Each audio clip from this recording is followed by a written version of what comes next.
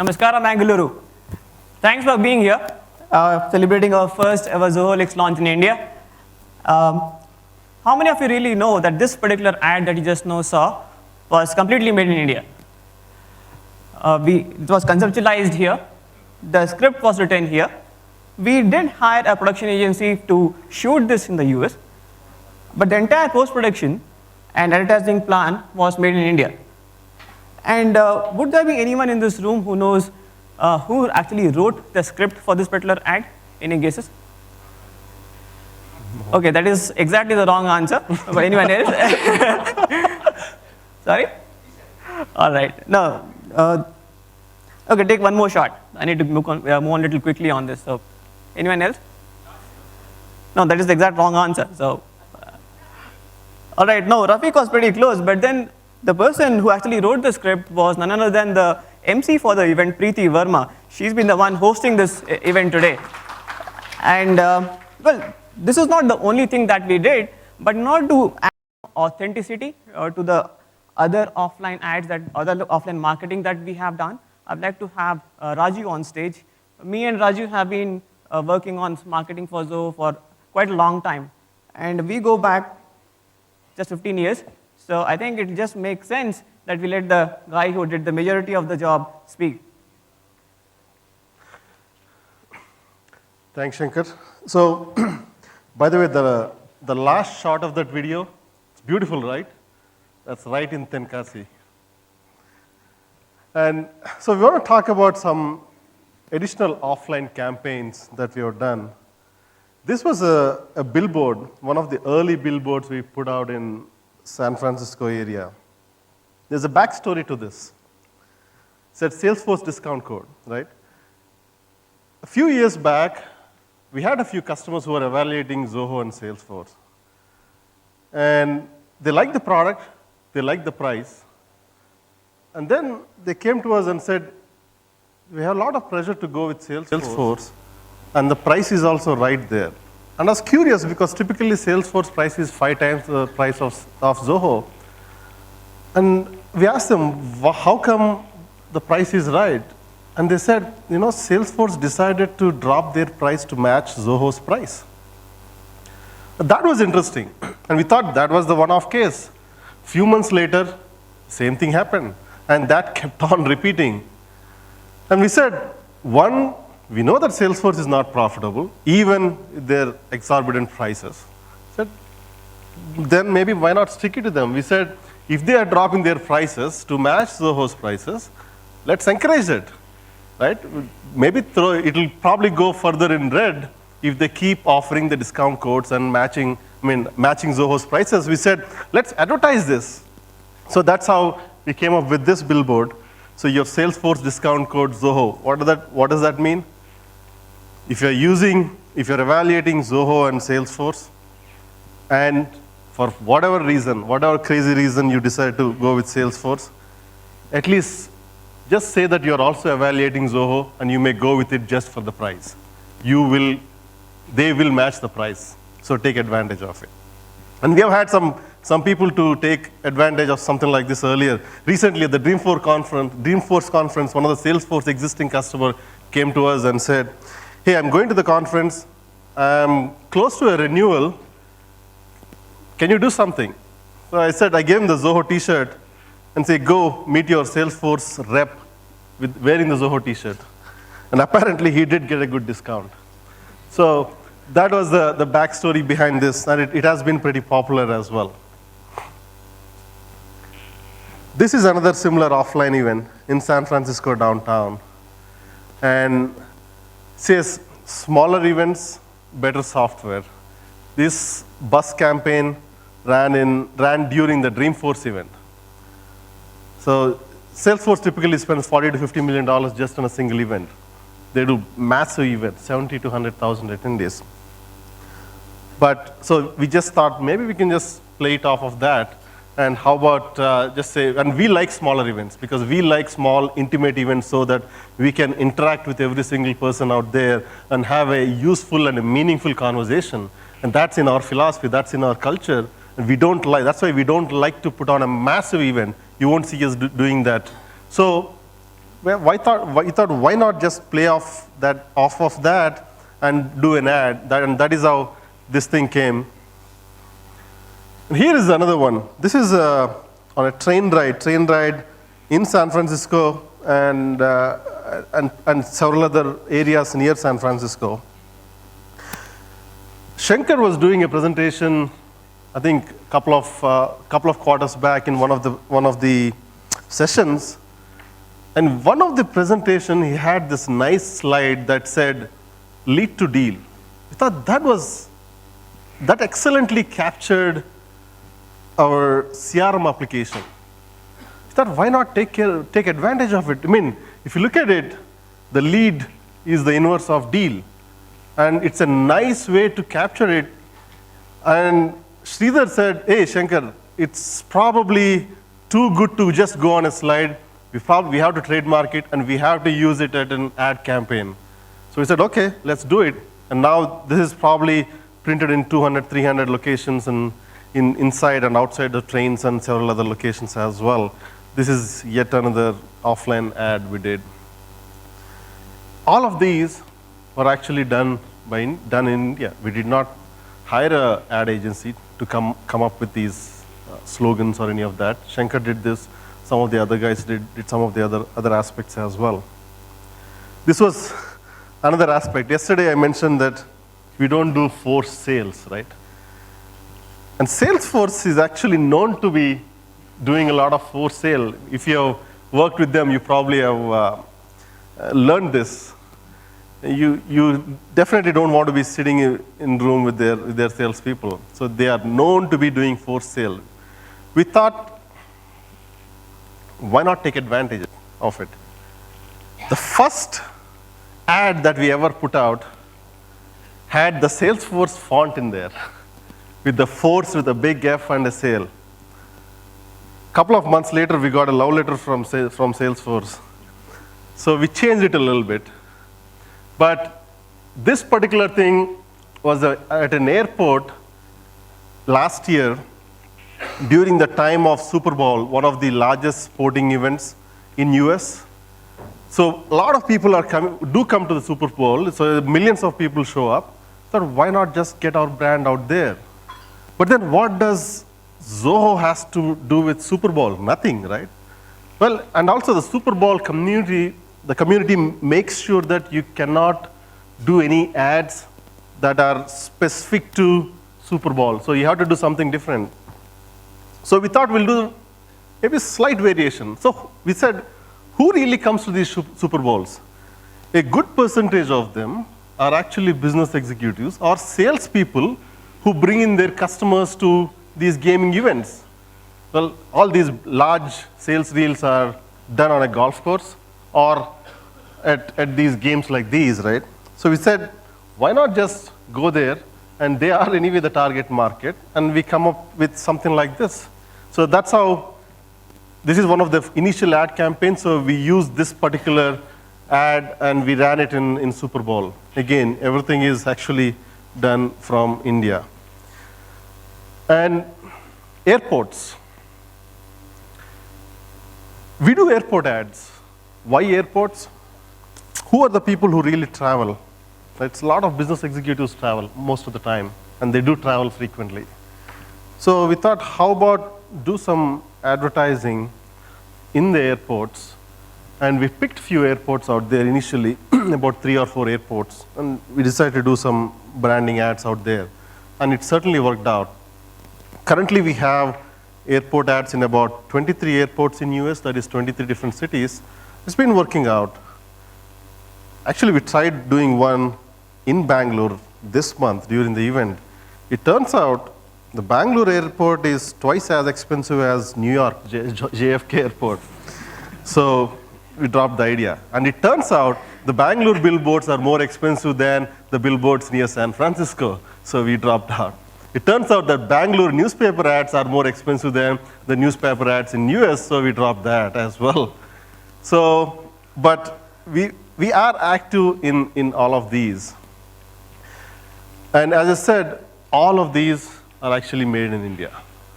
And we'll go over each of these in detail. Shankar will get into each of these in detail. But from conception to the execution, all of these are made in India.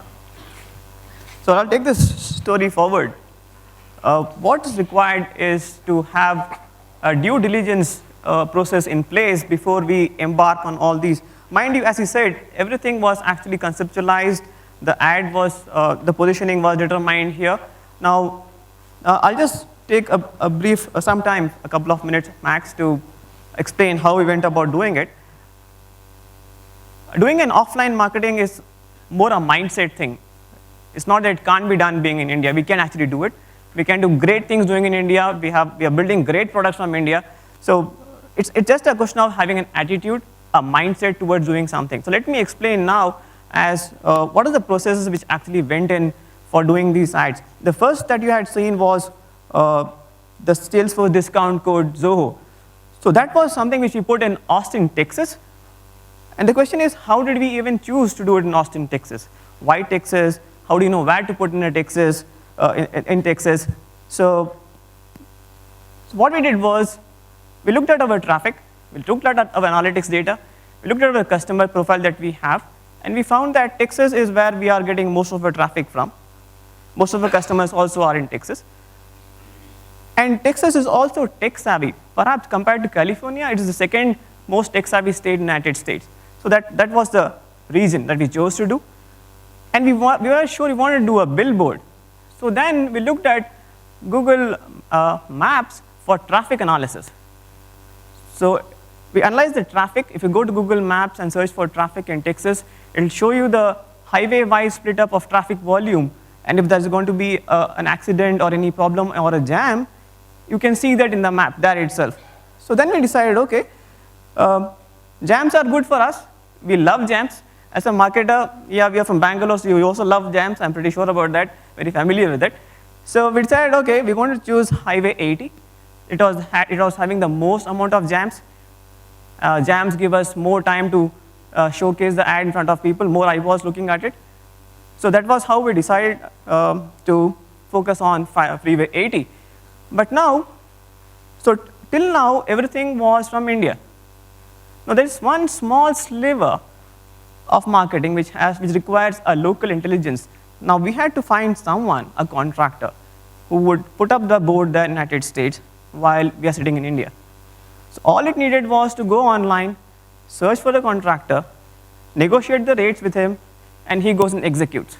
That's it. We did not do anything more than that. All of this was done by India, from sitting in India. Now for the bus ad that you saw. Now this was this one. So this is, as Raju was mentioning, we know that every year Salesforce does this event called Dreamforce. It attracts around 70,000 people, and it costs just around $70 million an event to be held. So we wanted to do some guerrilla marketing. So we knew the venue, the event, the space where they're going to do it. We go to Google Maps, find out what all the bus routes which ply, the volume of traffic on those routes. Again, it all required was to get a contractor in place and who will execute, and that's what happened. Now about the airport ad, which was this one. This was, as I said, in the Super Bowl time. So what we did was analyze the airport traffic by volume, analyze the airline traffic by volume, analyze the terminal traffic by volume, and then we decided to do on the specific terminal. I forgot the name where we did it. And all required was to get a contractor in place who will go and execute. So that's all that we did sitting in India. So that was about the due diligence part. Now, I will also take some time to explain a set of other videos assets that we have made for offline marketing. I'll elaborate a bit on that post this video.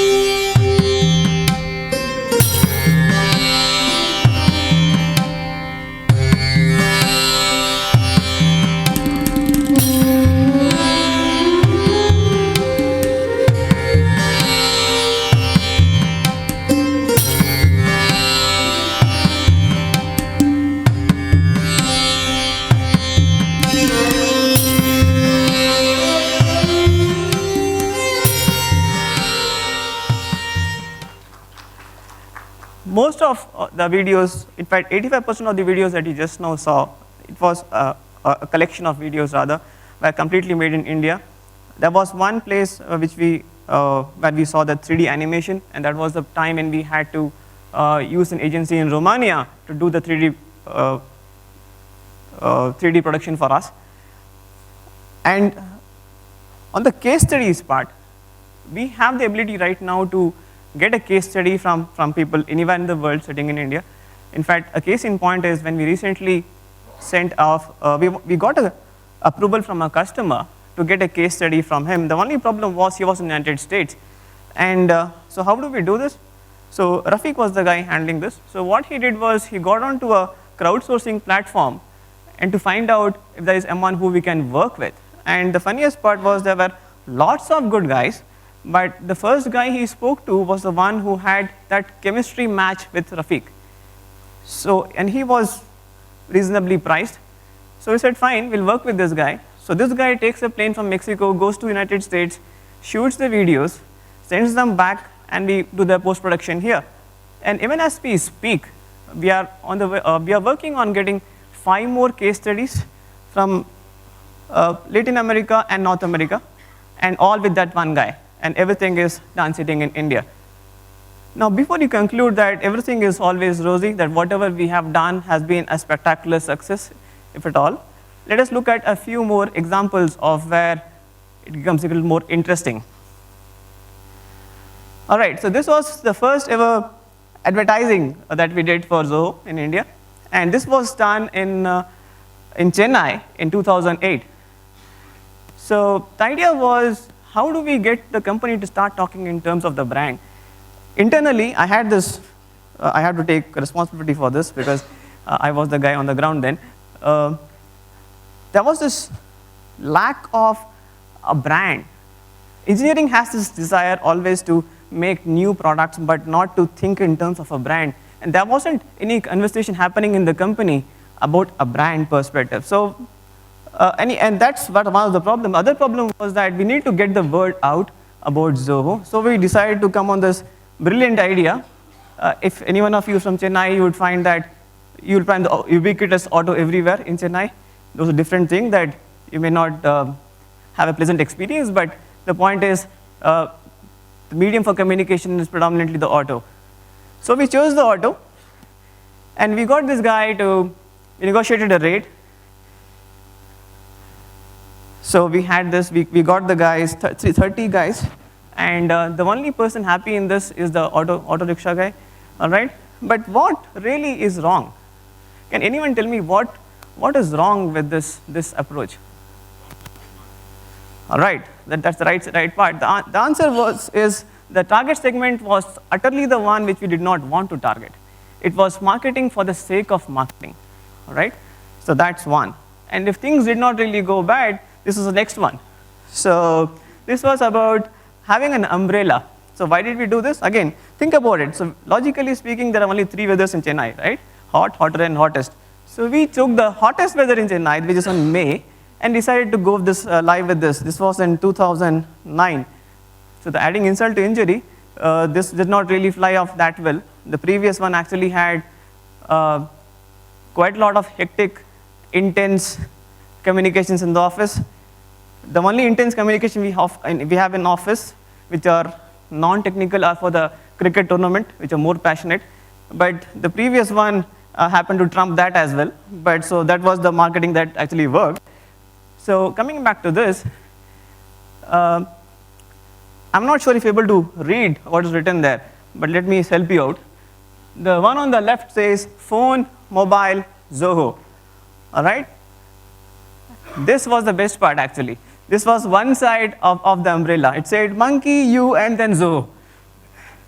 So what, can anyone in this audience take a guess as to what did I want to communicate? Sorry? Yes, that is true, evolution, but for some funny reason, the guys in office did not get it. I don't blame them, but it makes sense, right? No one likes to be called a monkey, then say, okay, he came from a monkey. Though it's a fact, but no one wants to accept that. So these were our successful offline marketing activities. The point is, we need to get our basics right. Marketing for the sake of marketing does not make any sense. So we need to get our target segment correct. We need to get our messaging correct to the target segment. And we cut short all these experiments and moved on to the next once we realized where we went wrong. It is not about what we do. It's about what we reflect on what we have done. That's what makes us wiser. So we failed fast, and we tested again a different experiment. So nothing is absolute. We do not know anything. As Sridhar said, no one knows nothing. So we decided to cut this experiment fast because it was not doing the job it was supposed to be doing. We did not know then, but once we realized that it's not doing what it ought to be doing, we cut it short. Now, till now, we talked a bit about offline marketing. We talked about what worked, what did not work. I'll talk about online marketing. So most of you from Bangalore, you would know about online marketing, so I'm not going to teach you anything new which you do not know, but I would like to share experiences, my worries, my concerns, what I have learned in the process. So hopefully it rhymes. So when we talk about online marketing, we talk about online search and display, we talk about mobile, video, social, so on and so forth. So let us start with this, online search. Search has been a very important medium for us, but when we started off with $70 a day. And in 2009, the most difficult part that we had was we couldn't spend that money. We tried doing it for 6 months, we just could not spend the money. We did not even know what was wrong. And I had taken 6 months to experiment with AdWords, Google. And at the end of 4th month, I said, look, this is not really going to work for us. We'll just cut it down and do something else. But there was this thing of, let's give it one more shot. All right, so we gave it one more shot.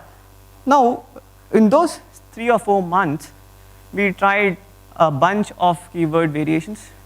It did not work. But then we got this term called free CRM. And then there was no stopping the expenditure. It worked. All right, so the point here is just be persistent with online. Don't give up. Try and get the right key phrase or word that you have in mind. Because once you get that, you need to occupy that space, that niche space that belongs just to you and no one else. All right? Try and get the optimum position based on your lifetime value calculations. Now, this is something which is mostly overlooked because, one, we do not understand how to calculate lifetime value. There are plenty of articles out there. We found in our experiences that position 3 and 4 do a much better job in terms of return of investment than trying to be number 1. Number 1 is a loser's game. It's far too expensive, it's just not worth being there. But then that is our experience. So you need to find what works for you. On the display advertising part, all right, before that, we find that we are having increasing expenditure. The cost that we are paying for getting a lead is just going up every single day. But here's the interesting thing. We found that there is a relation between the expenditure that we make on the inorganic side of online marketing, and with the organic side. Now, we have a correlation. The correlation varies geography to geography. For example, there's a very high correlation in India, there's very high correlation in North America, but it falls very steeply when you go to, say, other regions, for example, Europe. And every country in Europe is different. So you need to find, that's what we found, you need to see what works for you. It is effective, we get lots of leads, but is it efficient? I do not know, I'm still searching for an answer. On the display advertising side, it was initially a success. The cost per lead was very, very low, we used to get tons of leads, but then something happened, we do not know what really happened. We use predominantly Google AdWords as our business for marketing, so that, we suddenly felt that the audience that we are getting is not the right one. We have been working with Google now to fix this, but then what we found is the cost is actually high.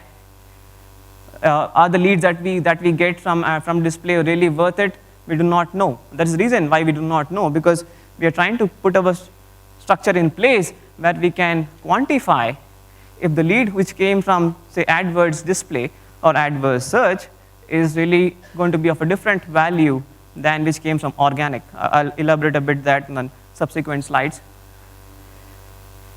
On mobile marketing, of late, we find that the number of search volume that we have is increasing on the mobile side of things. It worries me because we are still not there. We are trying to get a CMS in place. Praval is working on that, which will help us make a fluid website, a responsive website.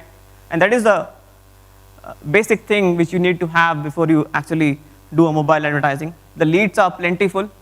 The costs per lead that I'm getting on a mobile is actually comparable to that of a desktop. That was pretty surprising because the investment that we made on mobile is far, far less than what we would like to make, but yet the cost that we are getting an acquisition is far too high. And the most important thing which worries me is that the next generation lives on the mobile. So I need to play for the future. And we aren't really there. That's something which keeps me really worried. Video. Now this is an excellent way of having a brand being built. It's an excellent way of having conversations getting started. We have limited assets. Whatever assets that you have seen till now, we intend to use them for video marketing. We are just about getting started. But it's something which we really have probably a bottleneck situation. We want to do more, but we can't. It's effort intensive as well. That's something which also concerns me. And some of the other challenges. How do we attribute the value of a lead across the life cycle of the lead? How do I attribute a value to the first touch point? Did he come through display? Did he come through search? If he came through search, what all happened after that? What are the values do I approach into every stage? Because that will help me optimize my spend. I'm working on this, but I really haven't cracked it. I have to find out if marketing is really making a difference. For example, in some services, I find that irrespective of however much I spend, my return on investment actually is close to zero. I haven't been able to understand why, but in some cases when there is a correlation, I'm not even sure if the correlation is simply because the experiment has been perfect or it has been polluted because some announcement was made for a customer or on our behalf some PR went out, and because of that the numbers actually started getting up. I do not know. Another thing is about understanding the lifetime value of a customer based on media. As I said earlier, is the customer lifetime higher for a person who is coming in from organic or from, say, search? If it is going to be, say, display, I don't know. I'm still struggling with these answers. I'm working on making this, it's a personal project, trying to make a model for it in order to understand how, if all my leads are equal, a better customer segmentation. So as Vijay was mentioning the other day, not all customers are actually equal, right? We need to provide them differentiated service. That exactly what means being customer centric. So that's something which can only be answered once I have a sanitized customer segmentation and a country specific approach. The problem is this: we advertise globally from India. Let's take a case of say France. For France, we find that irrespective of what I do from here, irrespective of how much money I spend, it just doesn't matter. All right, now I can conclude that the medium I'm using, predominantly AdWords, sucks. Or I can conclude there is something specific to the local market which has to be done, which I am not aware of, which is why the result is that we are not getting return on investment. So these are some of challenges I face. When we started marketing, the idea was, as Drucker defined, the goal of marketing is but to make a sale happen, right? So when we started marketing, the idea was that every sale has to be automatic. We did not want to have a sales team. Even now, it's just the same. For the past 6 years, my team has been working on only one problem, that is to increase the number of registrations and how to make a sale happen seamlessly without needing a sales team to be in place.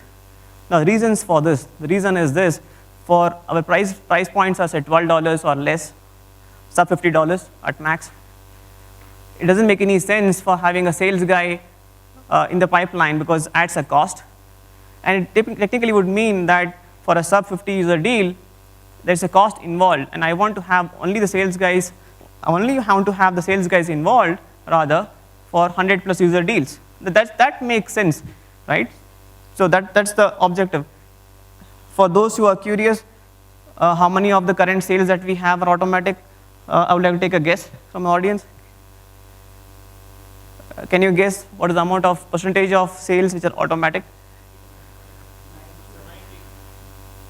All right, that's pretty close. So is in between those, it is probably around 75-80% is automatic. There is no sales team involved. They just come, sign up, subscribe, and they live with it. That's it. But wait, till now whatever you saw involved money, right? Not everyone here has the luxury of spending money. But if I were you, if I were to start today, I would start with these. I would start with the free options. I'll start with SEO. I will start with the in-house email marketing, webinars, and content marketing. I'll not go deep into these, but I'll like to share my experiences and frustrations if there are plenty, but anyway. So with SEO, when we started, we had no idea about what SEO does, but we knew that it's very important to have a presence on the Google first page. Now, how do we do that? As usual, the same route we tried. We tried lots of keywords, keywords, but we just couldn't make it because time after time, we used to keep working on it for months together. Nothing happened. Take CRM keyword. I mean, by the time we are very late entrance to the market, sales was already doing the roost. So it is important for us to carve some niche segment in the minds of people which we can rule, right? So we chose the same keyword, free CRM. We worked diligently on it for say around a year, and things started improving. We started getting close to the second page, and within a year and a half, we are on the first page. And most of the sign-ups that we get, or we used to get, are from organic now. This is the best, cheapest, it's free, but intensive effort involving activity, but which has long-lasting results. It is just the same as Zoho philosophy. Nothing we do is a quick fix. Everything is a solution. We know nothing, so we just take the longer route because that seems to be the safer route, but it also seems to be the one where we learn the max. Second is about webinars. Webinars gave us a very good insight into, okay, eyesight is pretty bad, talk to the inside part, insight into what does the customer need.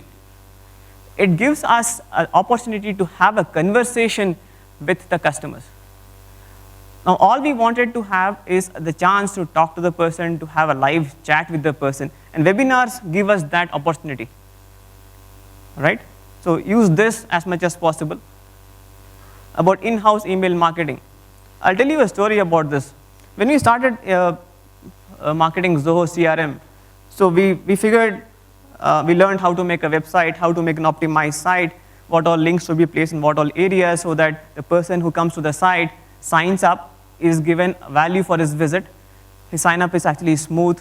Every step of the sign up is quantified. For example, by adding an extra field in your sign up form, you tend to have a loss of 25% just at the sign up level. We figured that part. And when the guy signed up, the question is, what do we do? We have spent money to get him to our site. We have optimized the site to sign up. The guy signs up, so now what?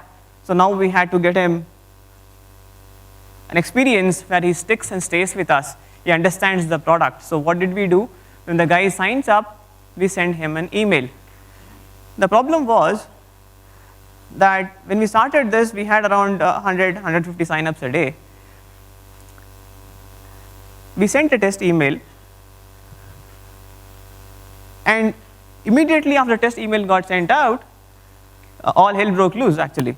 We started getting calls from everyone, I mean, countries in the world which I don't even know the names of, but that was not the problem. The problem was that everyone started getting us calls at say 3 in the night or 4 in the night because we had given our personal mobile numbers in the email.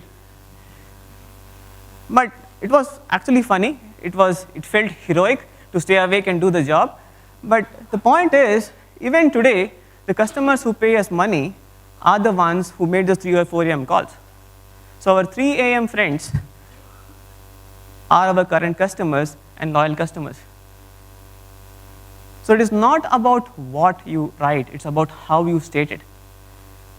People are so used to being given junk food that when they get good food, they find it liberating and they want to connect.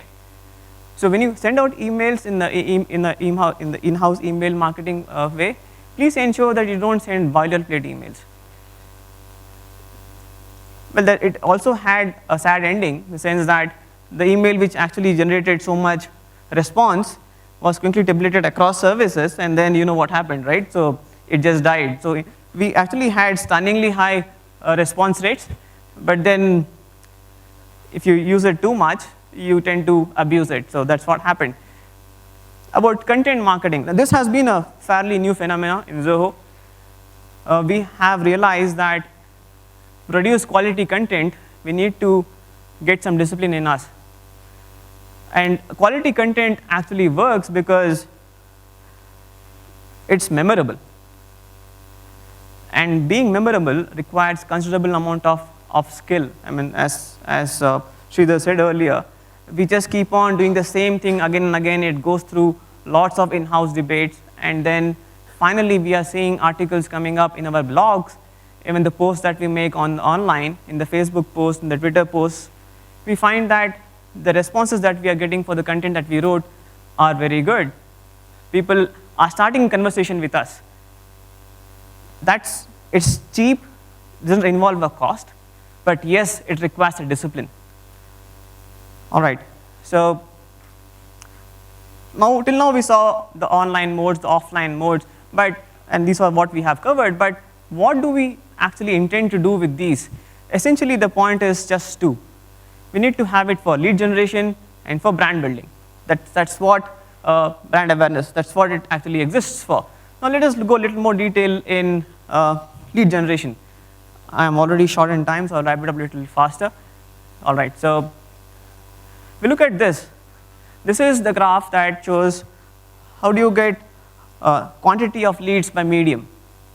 If you see, in-house email marketing has the most, followed by search engine optimization, and then social media, but not the ads.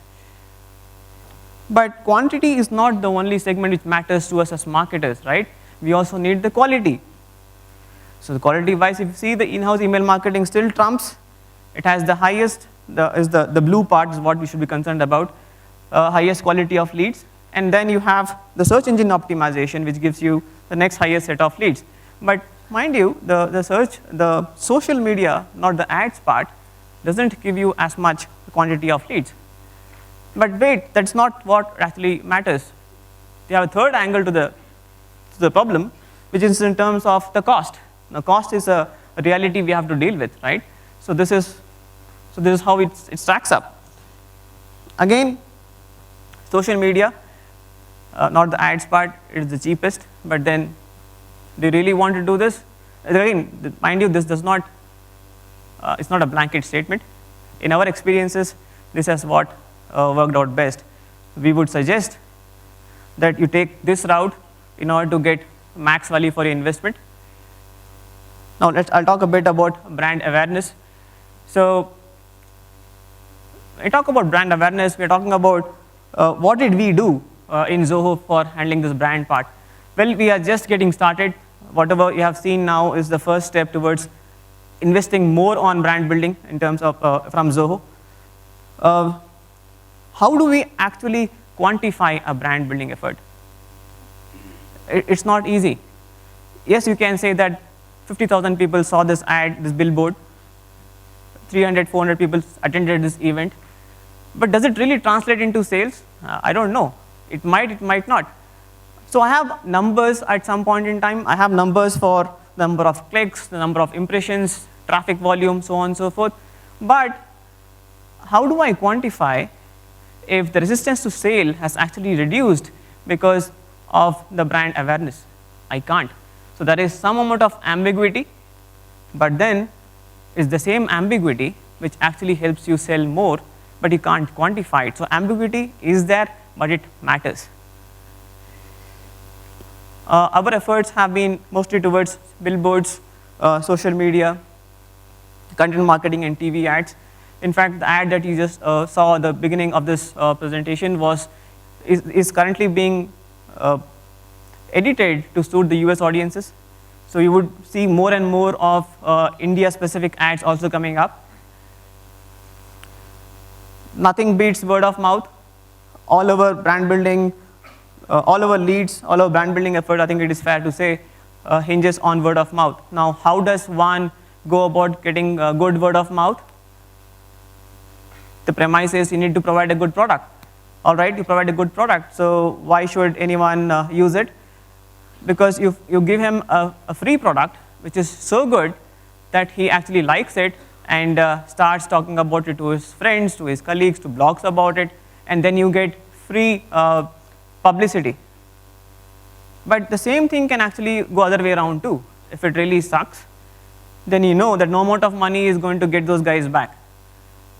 So if I were you, ensure that the free version of your ad, of your product, is something which is compelling. In fact, we had this problem in Zoho. The free version was so good that no one really bought the paid edition. So, but anyway, that's a separate problem we had to face. PR. I would like to have Raju on stage if he's still around. He would be able to do justice to this. Shankar. So, one of the common questions that comes up is, do we need a PR firm? Before answering that question, let's step back a bit. What is PR, right? All the things that Shankar mentioned, it is offline ads, online ads, you're really directly going to the customer. You're trying to reach the customer. And some of these things are typically expensive. How much does it cost to reach 1 million users? How much does it cost to reach 10 million users? Something like a Super Bowl ad, or if you're going a national TV ad, that's expensive. But there is an alternative approach. Instead of you directly going to your customer, how about you go to an influencer? We internally call this influencing the influencers. So if you talk to an influencer, it could be a journalist, it could be maybe an analyst, it could be someone else. You go, talk to them, and if they are convinced, if they like your story, if they like your product, they may write about it because their audience may be interested in your story as well. So you can take that approach. Is that for everyone? Maybe or may not be, so that you have to decide. But that there is an alternative approach, which is PR, and so you can reach out to these journalists direct or indirect. So there are two ways. So let's look at it. If you are starting up now, would you go and hire a PR firm so that they can set up some meetings with these journalists? Perhaps. But before even going there, I would recommend trying something simple. Why don't you directly reach out to these customers? I mean, in this case, reach out to these journalists. Most of the email addresses are out there. Please make sure that you don't spam them. But you can reach out to them. But how do you even know that what journalists to reach out to, whom to reach out to, right? The simple approaches. Set up a Google alert with, say, your competitor name. Whoever is talking about your competitor probably maybe is covering the same market, right? So if you're doing a CRM market, search for the CRM keyword, set up a Google alert, you will see all the articles that talk about CRM. Maybe that journalist is an expert in that. Look at those historical articles and then maybe try to contact him, see if he's interested in your story. So that's a simple approach. So I would say try these. I wouldn't again, as I said, spam these journalists, but if you have a compelling story, they are interested in learning about you and sharing about your product to their audience. But if you're not having much luck, in some countries, especially some of these advanced countries, some of these journalists prefer hearing from the PR firms and not directly from the companies themselves. How does it work, and how much does it cost to set up a PR firm? The price ranges anywhere between $2,000 to $20,000 based on the country, based on the agreement, the various factors that you have. But I would say start small, pick the right firm that is right for you, that can work with you culture-wise, because you're a startup and you hire a large firm. They may be really used to the same old traditional way of doing things, like the corporate way of doing things, and that may not sync well with you. So make sure you pick the right firm with the right culture. But when you do that, you also have to take the bigger picture into consideration. I mean, if you understand the PR market, or actually the entire media market, it is undergoing significant change. I mean, none of these online companies, or majority of these online companies aren't really making, that is, the media companies aren't really making much money. So the internet is disrupting that. The blogs are gaining popularity.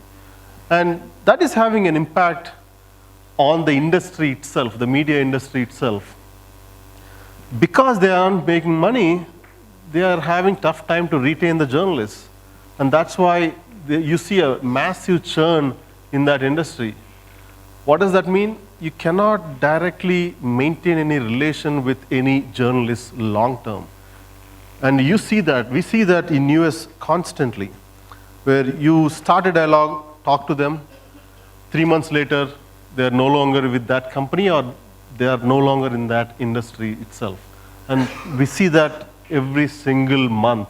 And we have seen some of the senior journalists moving as marketing people in some of the technology companies because the pay is better or the lifestyle is better.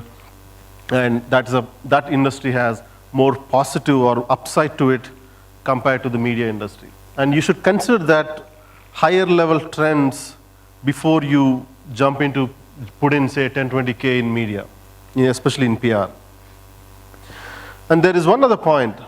When you start, if you start to do PR, I would say spend more time, or at least how do you pick what the success criteria is?